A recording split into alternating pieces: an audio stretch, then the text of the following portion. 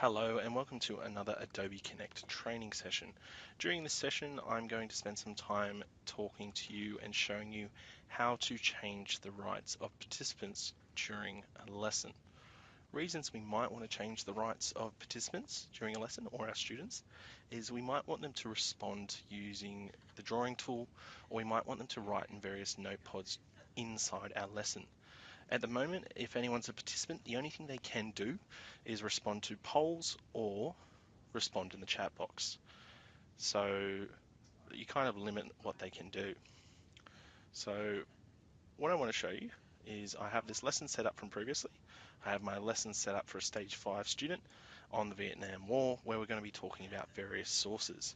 You'll also notice that I have set up a presenter only area, and a presenter only area is a space where only I can see, and the students will only see the stuff here on the left. Anything in the black is only what I can see.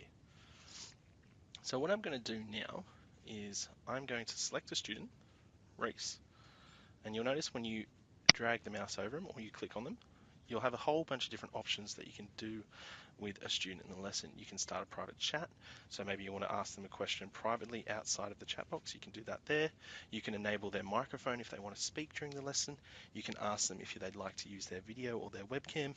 You also have the option to enable drawing. You can also ask to share their screen, which is a very useful tool if you want to go through maybe downloading a software with a student, or maybe you want to check something on their end. You also have the ability to make them a host or make them a presenter. You wouldn't want to make the student a host, because if you make a student a host, they can push you out of the room.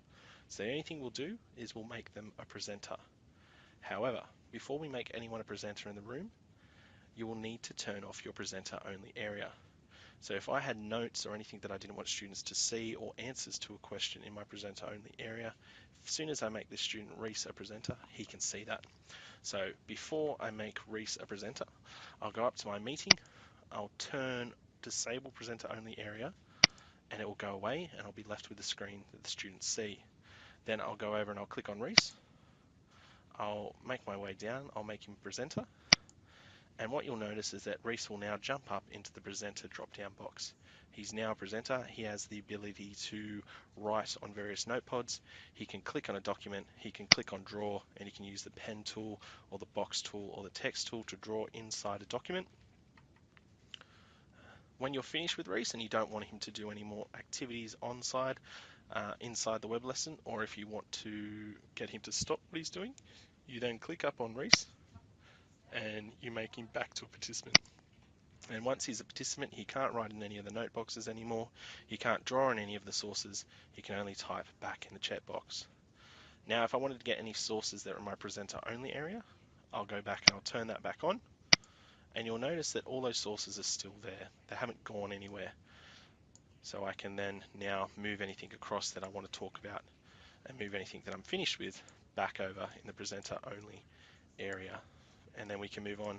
I can select another student and I can get them to respond to another source. There you have it. There's a quick session on how to change the rights of participants during an Adobe Connect lesson, and also how to use the presenter only area. Thank you.